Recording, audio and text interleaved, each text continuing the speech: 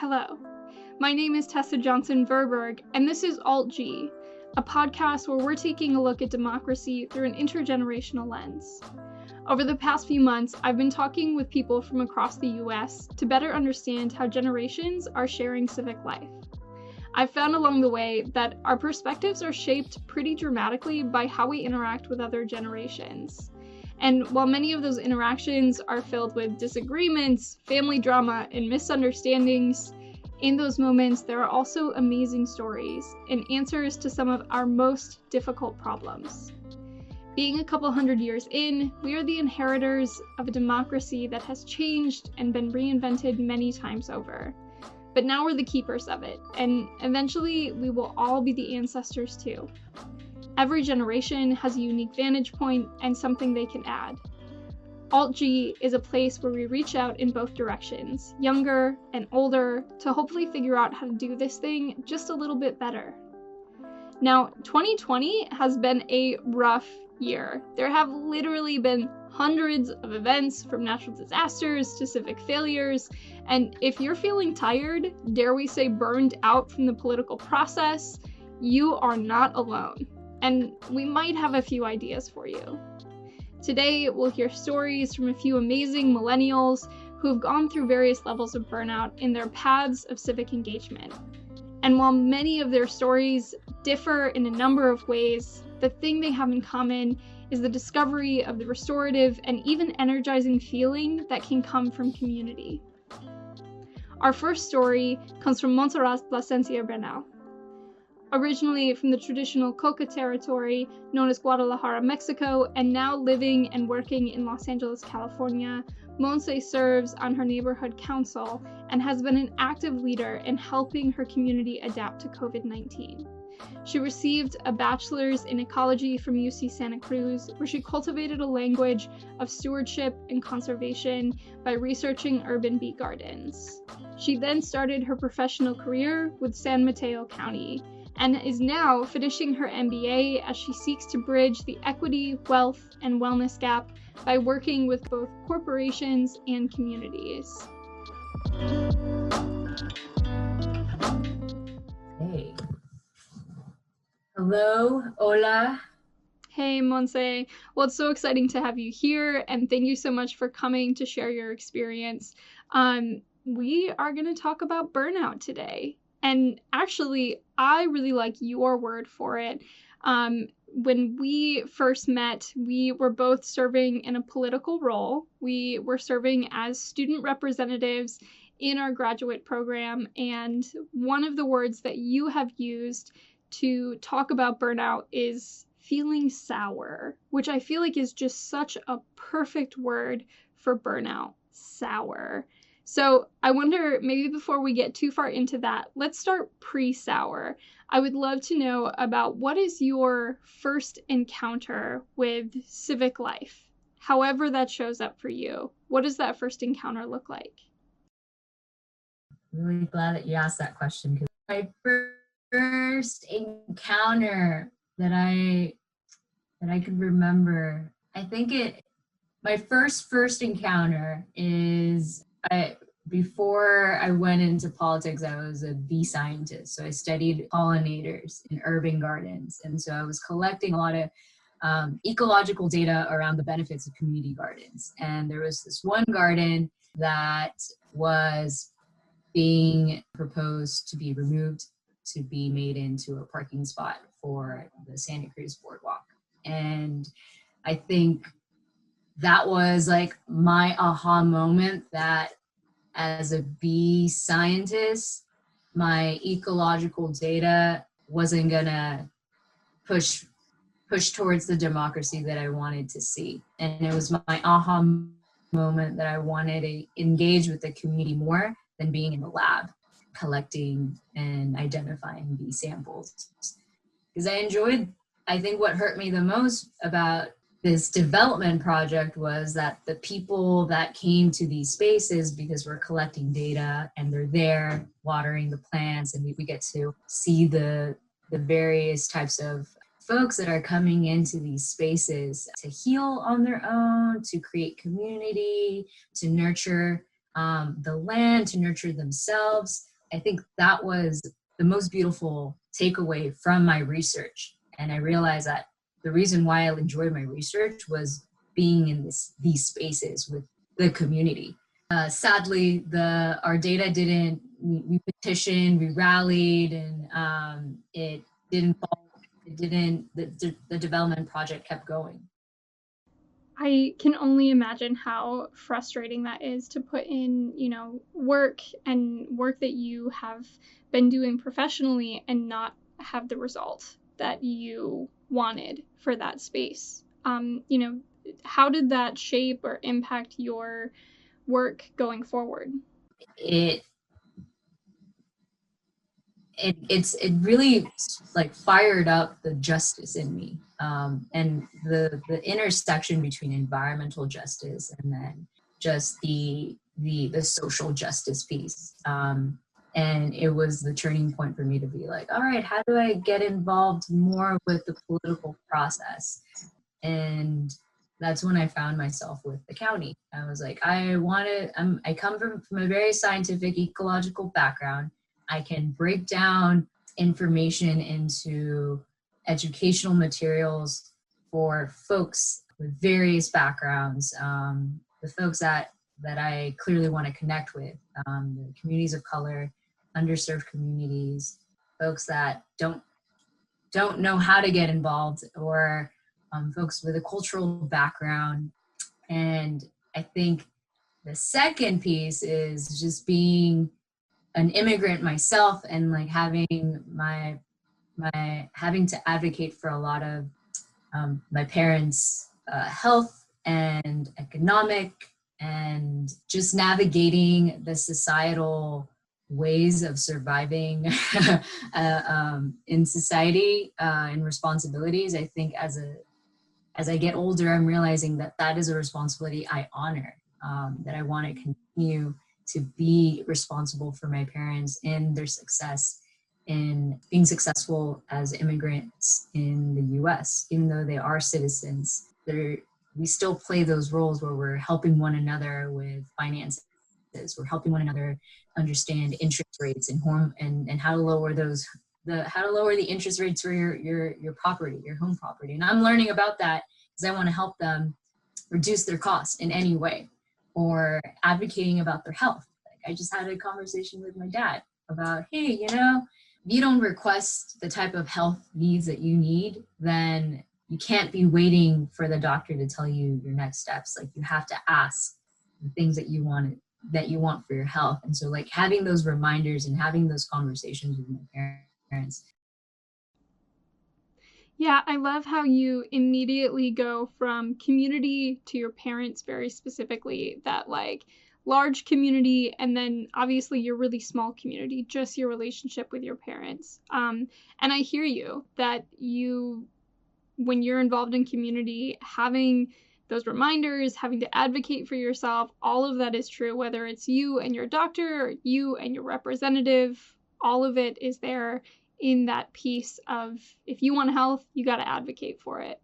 I know that was something that we definitely strive to do when we were serving as student representatives. And I know that for you during that time, we went through a lot. We don't need to go into too much detail there, but we went through a lot. And at the end of, halfway through, you chose to take a year break away from graduate school, away from being a representative, and focus in on yourself. I'd love to know a little bit about that experience of beginning to feel that sourness and how you came back from it. But yeah, I'll start from the beginning. Like, I definitely had turned sour from being in politics that made me less trusting in the process. And I think I wasn't in a good space personally to take on that responsibility. And so when I did take care of myself, took a year off, did some self-care, it really made space for my efforts to engage with the community and the democratic and political process. much more with much more energy and much more intentions, and with the patience to actually see things through, even if they're super small and even if they don't have such big impact in the world like we want to impact the world. Biggest thing that we can do is be able to change ourselves to be more positive, to be the leaders, and to make small changes to inspire others to do the same. And that collective effort is what I'm most gravitated by in terms of community organizing and getting folks more aware of the political processes that will give them power, because every person has power. It's not about money anymore. It's about people recognizing their true strengths as people, as who they are, their gifts, their talents, their relationships, the things that you can't put a monetary value on it. So that's been the most exciting part, just bringing back that liveliness to political process that I once became sour, and I wouldn't be able to say this without taking a step away from it for a while. Yeah, so you mentioned like taking a step back and reestablishing your relationships at that like individual level, and just like not doing anything, just focusing on like yourself and that like immediate community. What has that kind of been like for you? And it sounds like a lot of healing. How has that, come about? I'd love to hear more about that. Yeah, I think the personal healing is so fundamental to community work, because you want to do things out of a good place in your heart, a place in your life, so that inspiration can actually be seen and felt by others. And I definitely was not attracting the best crowd when I was sour, and I was trying to do good work, but I was coming at it from a very negative perspective, like a very risky, radical pathway. And now I would say that I've transformed into more of a compassionate, patient radical, where folks are willing to listen to these new ideas, these new ways of organizing as a community that resonates with their lives or with how they want, with a helping hand. They're like, I'm willing to take that step if you're willing to hold my hand for a while. And that vision, I'm willing to be in that space with you. And so I think that's a big piece in my healing process that I know is so fundamental in gaining trust and gaining community trust, because you have to be in a great place with yourself. I'm not saying great. I mean, you definitely have to acknowledge that there's some things that are still uncertain, and there's some things that are still frustrating. But I think it's having a good attitude in general, overall, about the process, whether it has a clear direction or whether it's still very unknown and very cloudy, but you have a gut feeling that's saying, stay on this path. There's something good out there. Just be patient, and you'll see it when that action is right, when that action and those steps are needed to be taken.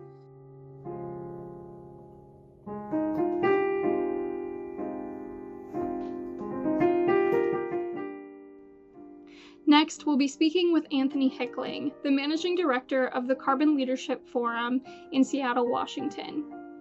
Anthony was awarded the Speak Out Fellowship for Civic Leadership and Social Justice in 2018. He spent the early part of his career working for the Wilderness Youth Project, which is an organization that ensures that all children, regardless of race, class, gender, language, or ability, have opportunities to spend time in nature. In speaking with Anthony, we discovered that he hasn't experienced this similar high level of burnout that others have, but he has had some really interesting experiences that I think are worth a listen. I am Anthony Hickling. I'm 27 years old. I live in Seattle, but came from California very recently. So I haven't voted in Seattle. I'm still learning about what that looks like here. Well, welcome, Anthony. It's so wonderful to have you here. I know that you're still feeling your way around how to be involved civically in Seattle, but if you can think back to a time in your life where you were most civically engaged, tell us about that time.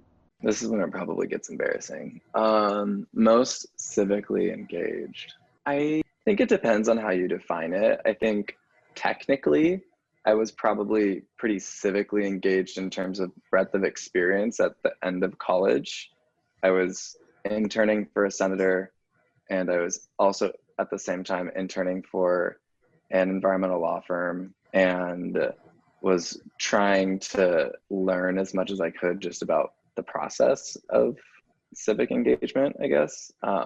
And so I'd say, like, technically at that time I was engaged because, you know, a few days a week I was dedicating time to it.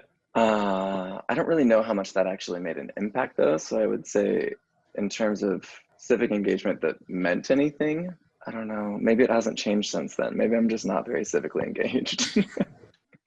I think that I'm surrounded by a lot of people now who are very aware and who want to make a difference. And so I would say right now, and particularly in my last 5 years of work, I've tried to be civically engaged in a way that's maybe not through traditional democratic systems, but through volunteering or finding, like, for example, my last job was not the kind of like status job where I was bringing in the money and really focused on myself. I think the work was really about supporting a larger community. And so for me, working at an organization that really prioritized equity particularly, and diversity and inclusion, I think came as well, was my primary way of engaging in a way that I feel like I was making a difference for the world. So in terms of impact, I would say through my workplace and working with Spanish-speaking communities, monolingual Spanish speakers, and other people who didn't really have access to the kinds of resources that middle and upper class families did have, that felt like a pretty real form of engagement. I think what I'm hearing is like the direct impact of the work that you were doing, you know, just a few years ago versus the sort of like putting all your energy into someone else getting to a position of power in college. Do you feel like, you know, when you're talking about like the actual impact, how would you measure that?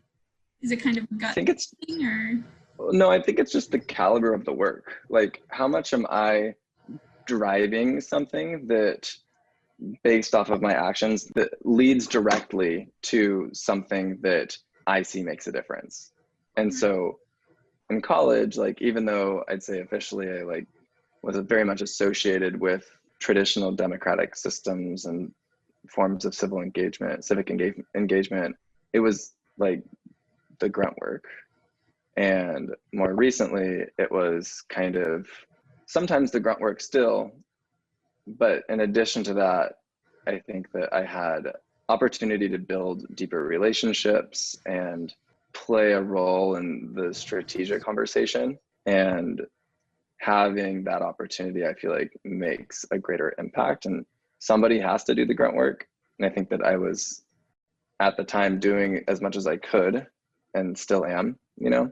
And so as I've been able to get more experience, I've been able to have more of an impact because I'm just more, you know, suited to do so.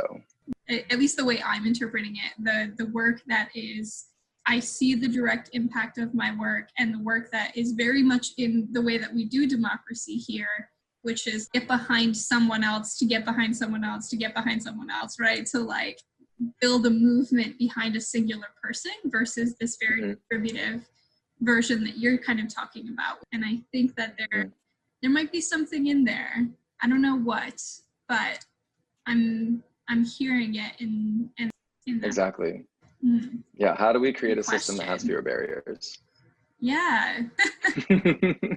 I like that a lot. What would regenerative look like when we're talking about something that more easily is being depleted to a sense, socially, not necessarily affecting, you know, in the resource sense, but is nonetheless being depleted.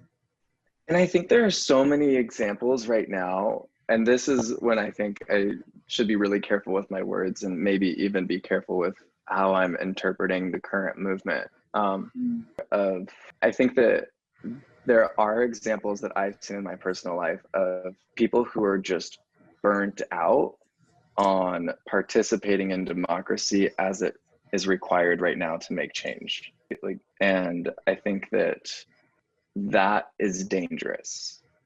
You know, if we are building a system where people become burnt out, I don't think that really sets us up to make really well thought out systematic solutions. I think at that point we just become reactive. And I think that frustration is good in the sense that it catalyzes something, but I just always hope that the something it catalyzes will create an improvement upon what we currently have. And you can let me know if you think that's too vague. No, I think I've heard that from others. One of my conversations, someone said that they wanted people to really make sure democracy was worth it, like worth it for. And I think it came from a place of like both being tired and burned out, but also not seeing the outcomes, right? Mm-hmm. So many years of struggle and not seeing enough of the outcomes that they were hoping for. And that is also, like there have been many good wins throughout democracy, making it more inclusive, more accessible, more holistic. But there's also like, we're still talking about this, that feeling of frustration. So I think what you're saying resonates. I'm curious, is there a time where you have felt that like frustration or burden or burnout? No. Okay. That's good. I don't know if it's a good thing. I think it is also potentially reflective of me not doing enough. Is there anything in your life that you think is, so there's the idea that maybe you haven't dug deep enough, so you haven't been burned because you haven't even gotten close to the fire. Mm-hmm. But then is there anything that you can think of in your life that is providing some support that allows you to feel better about your engagement or feel more, regenerative in your own life? Yeah. I mean, I worked at a workplace that I think was really intentional about being inclusive, about building community, about prioritizing mental and physical well-being. And, if you're going to be closely engaging with people for 40 hours a week, I think that you need some kind of healthy structure for that. And for me, I was able to really bond with a community of people that was working towards some of the similar issues that I think are important. And so we could kind of commiserate and also build solutions together. And so I think that, I don't know, it's nice when you have community for the good parts and for the bad parts.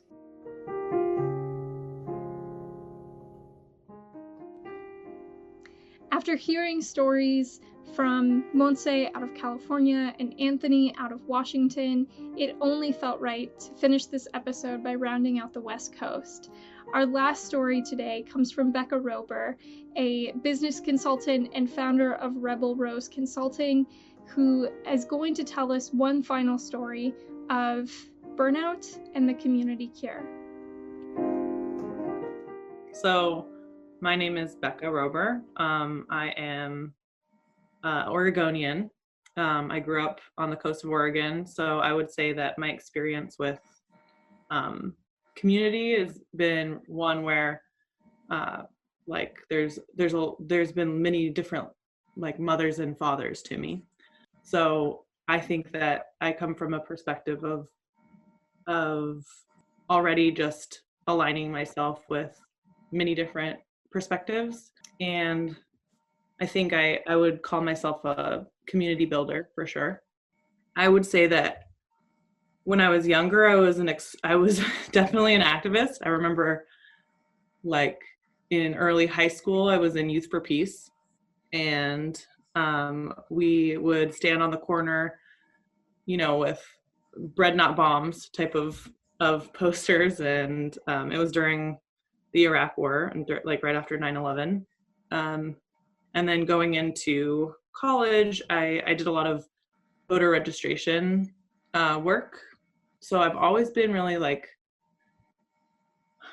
very active, and I worked for the bus project, which was a not left, not right, but forward. So the idea was just to get young people voting, and that was during the Obama election. And I think after that election, I think I just sort of gave a big sigh of relief. Like I was like, oh, Obama's elected, and I can move on to other things. And so I think I felt just sort of like not apathetic, but just not very involved during the Obama years. And it wasn't really until, Trump was elected that it was another wake up call. And that's kind of intersected right when I started my MBA. So actually a little after,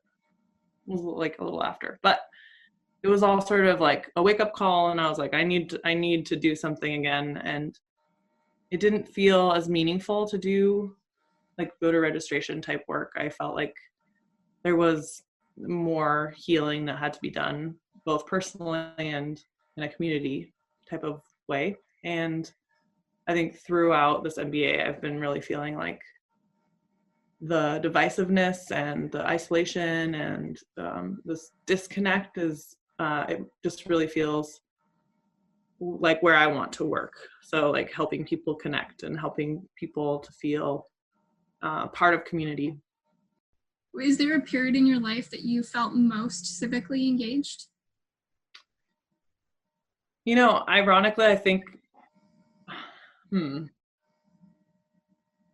I worked in the Pike Place Market in Seattle, and I'm not sure if you know much about it, but it is a community, and it's a community, but it's also an open air market that's been there the longest than any other open air market in the United States since like I think the early 1900s. And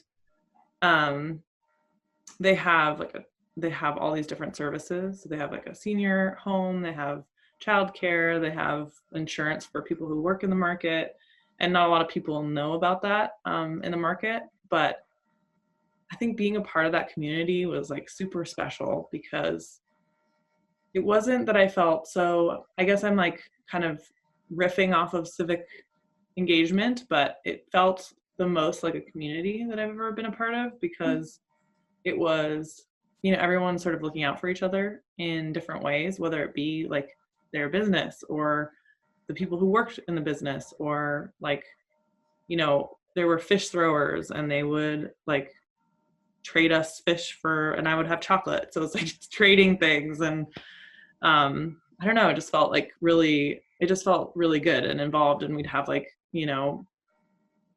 meetings, like monthly meetings, and I just loved being a part of that. So I don't know. I think I think I feel empty if I'm not being engaged with something, Yeah, I'm hearing that your definition of civic engagement is being plugged into the community. Mm-hmm. Decision making, protesting, like trading chocolate for fish, whichever way. That's like all of it is civic engagement. Yeah, that's how I feel like it's just like being like connected, like being a node in community. Yeah. I really love to sort of like bring people together in different ways, especially around meaningful topics and conversations. One thing that I've done for the last year is host a dinner where it's for women, and we talk about different topics. So things like shame and things like, female friendships, really diverse themes. And that's been a really like a highlight for me to be just sort of a home base for people to sort of come to and connect.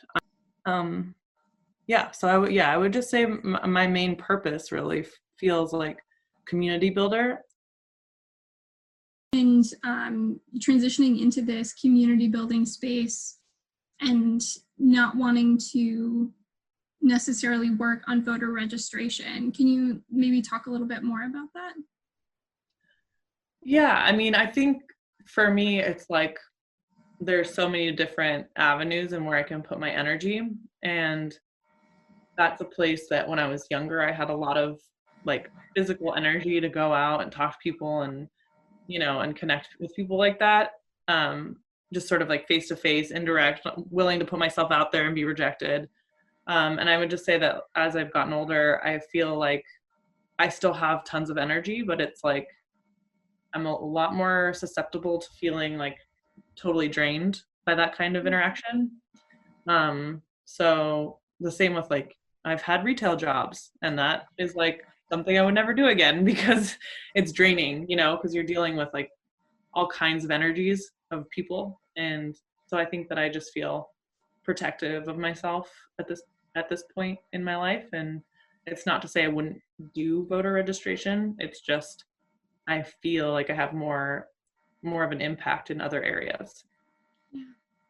I've heard that from a few people, just this feeling of some people have called it burnout. Some people have just said like, I just can't do it anymore because it's exhausting, right? To be to be in some spaces can be very draining.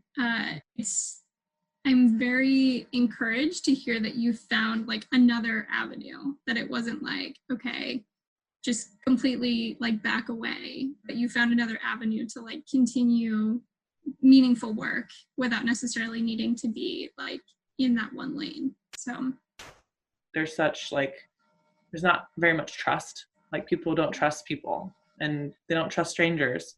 And so it's like, if you have any ounce of connection with someone or they respect you in any way, that's like way more impactful to be able to connect to them, those 5 people. I've been asking everyone sort of in the idea that we pass down democracy as we go, right? That we're both the inheritors and the ancestors of democracy for future generations. Within that thought, I'm curious if you had one thought that you could leave for a future generation about democracy or civic life, what would that be? I'm trying to recall something from a quote from Braiding Sweetgrass, and I'm not gonna quote it right, but basically the idea that I guess like I think of water and I think of like all of the ways that she talked about water, and I mean it's pretty generic to talk about like the ripple effect, but just like the idea that one little thing that you do can impact many different people, and also those changes can impact you as well, and those impacts can impact you. And so instead of being left in paralysis about not knowing where to start or how to make an impact, just like be yourself and be connected and, you know, do what you can to make a positive impact, and that will be your legacy.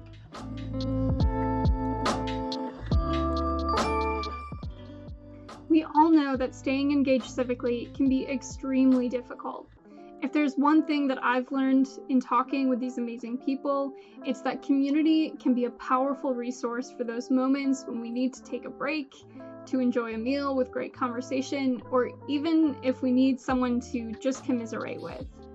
Finding those connections and taking care of them can help to make the rest of this work a lot easier. If you're interested in learning more or listening to future AltG podcasts, visit our website, altgpodcast.com, and listen wherever you get your podcasts. Music and the creation of Alt-G comes from my phenomenal brother, Daniel Johnson, and a little help from Epidemic Sound. You can also follow us on Instagram at Alt-G Podcast. Thanks for listening.